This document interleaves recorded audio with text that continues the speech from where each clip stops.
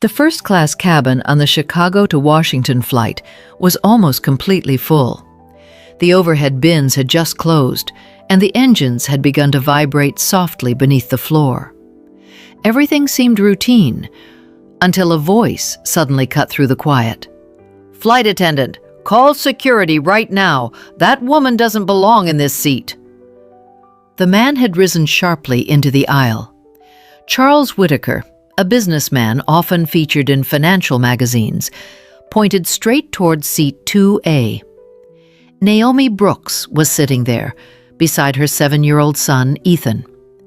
Her coat was simple, almost painfully out of place among the tailored suits and leather briefcases surrounding them. Ethan instinctively leaned closer to his mother, as more and more eyes in the cabin turned toward them. Whitaker looked Naomi up and down before letting out a thin, dismissive smile. "I fly this route every week," he said. "I know exactly who gets to sit in first class." The flight attendant bent slightly, her voice hesitant. "Ma'am, we need to verify your ticket again." Naomi calmly handed it to her. "Seat 2A. There's no mistake." Whitaker gave a short, contemptuous laugh. "Then the system must be wrong.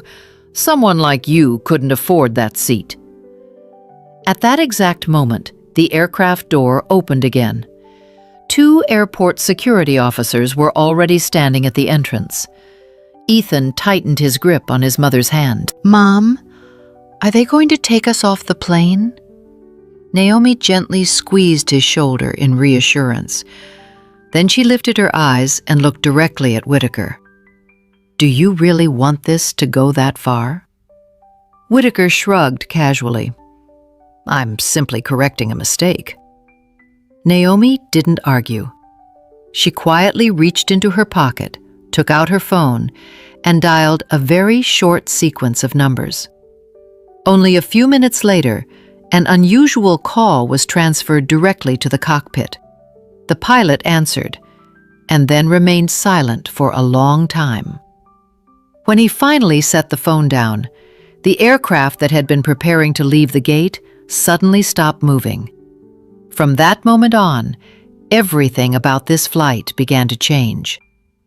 The pilot stared at the control panel for several seconds before leaning toward the co-pilot, lowering his voice so only the two of them inside the cockpit could hear. Outside the window, the baggage carts had stopped moving. The engines continued their steady hum, but the plane no longer advanced. Inside the first-class cabin, the delay began to stir irritation. Charles Whitaker still stood in the aisle as if he personally controlled whether the plane would depart. He glanced at Naomi with open contempt, then turned toward the surrounding passengers and spoke loudly enough for everyone to hear. "You see this? One small mistake can delay an entire flight." A few passengers nodded. A man seated by the window leaned toward his wife and murmured that the situation was ridiculous. Phones were already raised, quietly recording, as if the entire cabin were waiting for an embarrassing scene to unfold. Naomi didn't react. She simply looked down at Ethan. The boy still clutched her hand tightly, confusion written plainly across his small face. "Are you okay?" Naomi asked softly. Ethan nodded, though it was clear he was trying to be braver than he really felt. Whitaker watched the exchange and scoffed.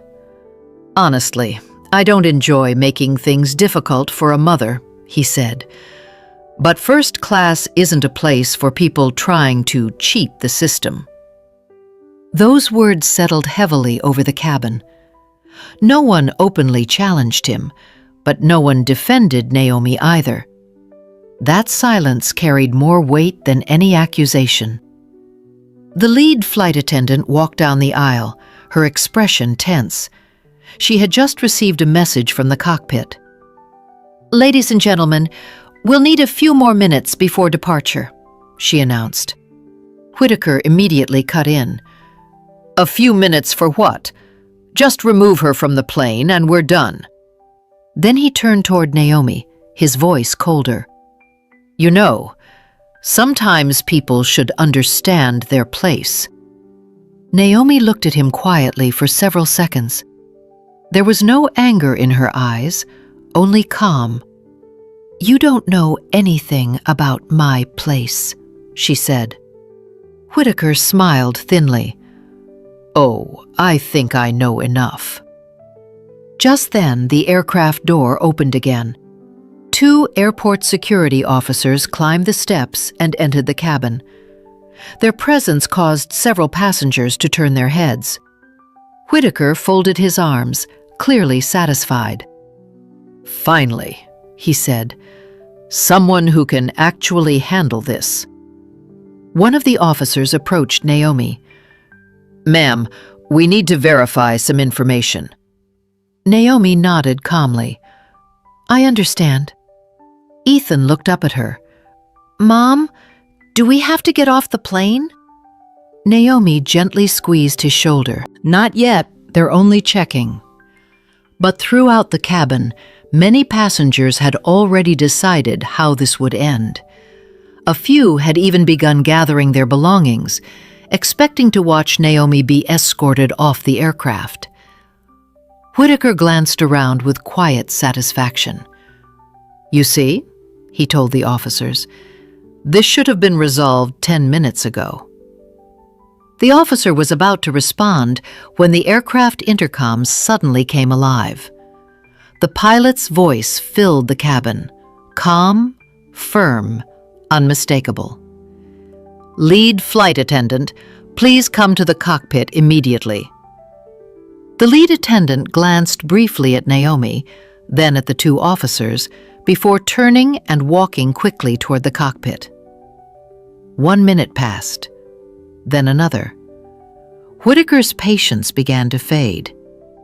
"This is ridiculous," he muttered loudly.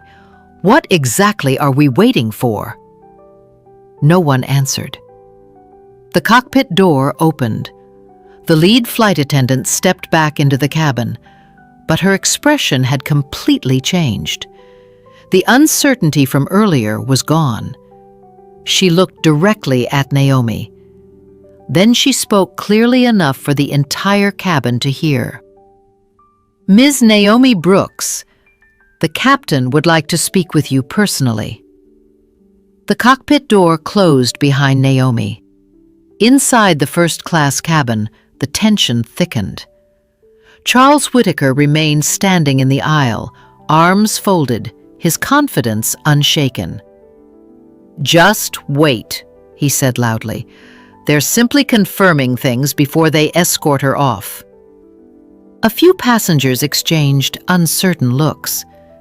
The situation had already taken longer than anyone expected. 2 minutes later, the cockpit door opened again.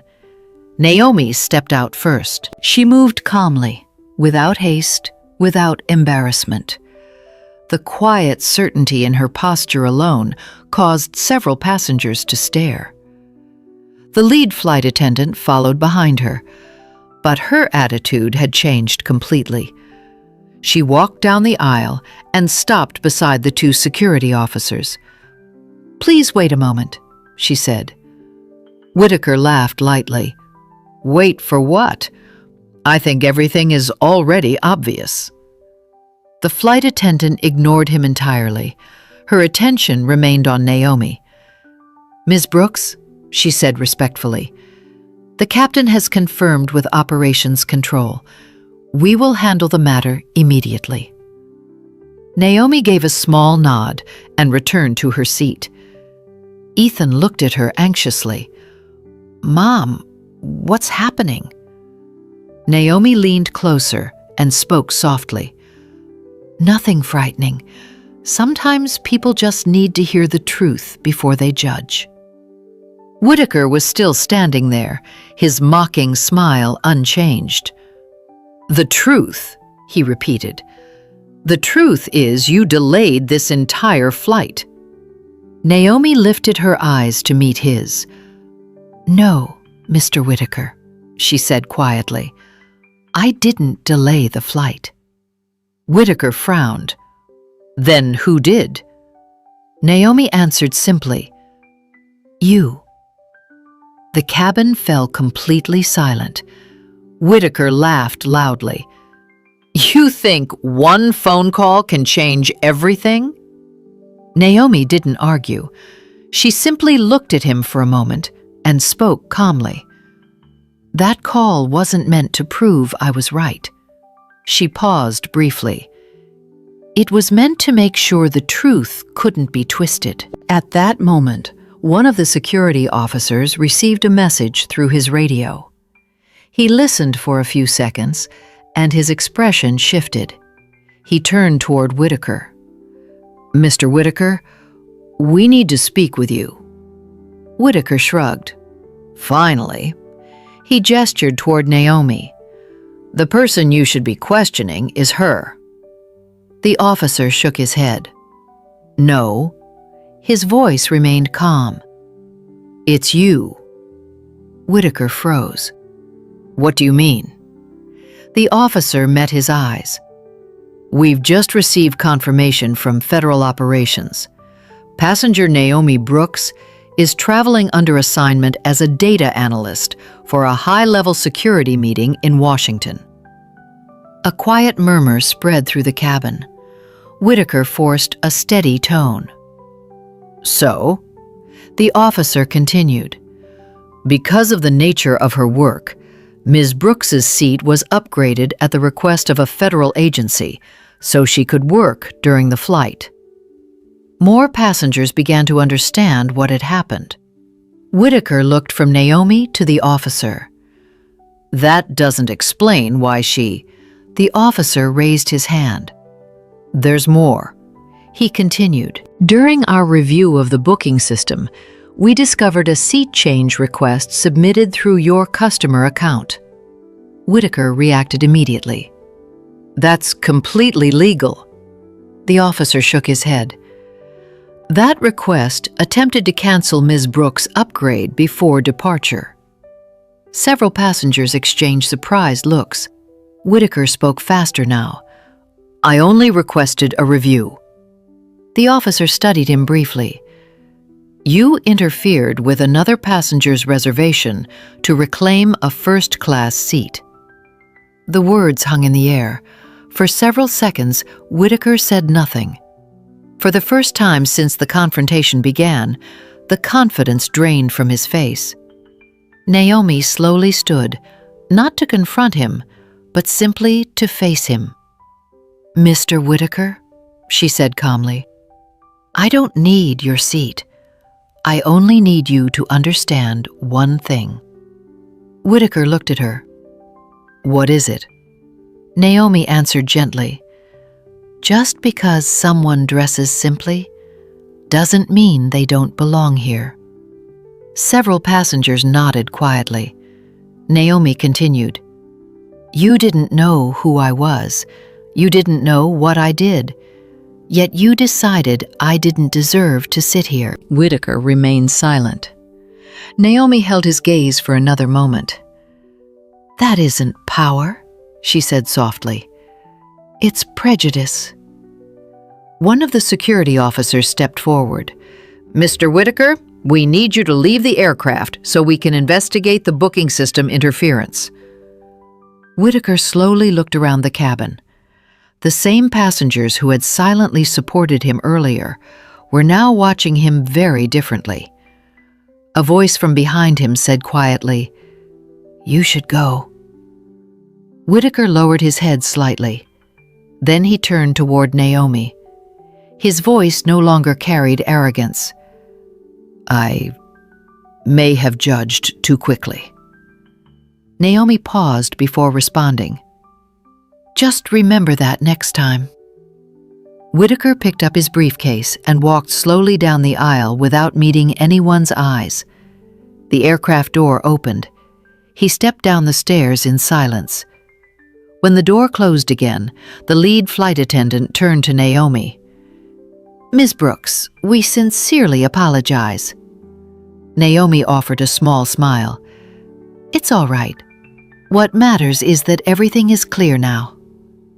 Ethan looked at her, his eyes shining. "Mom, I knew you didn't do anything wrong." Naomi gently brushed his hair. "Sometimes you don't need to win an argument," she said. "You just need the truth to be seen."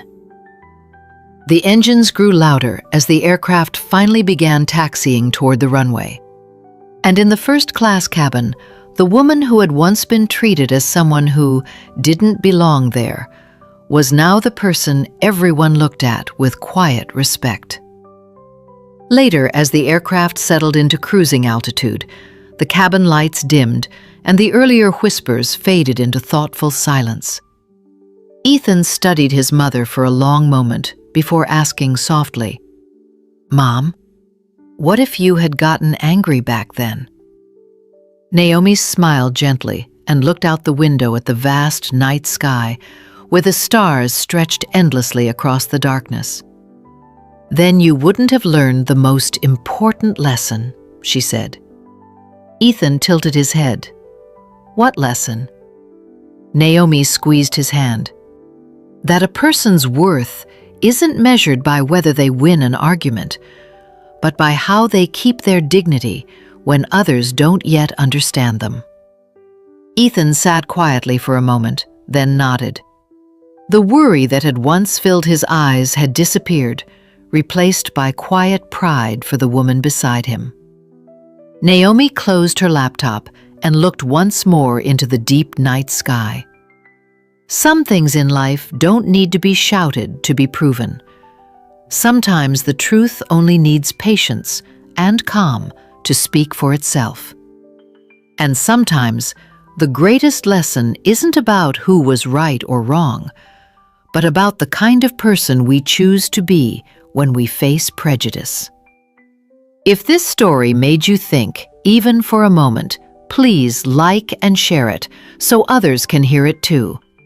And if you believe real stories can change the way we see the world, subscribe to Real Life Stories New and continue this journey with us.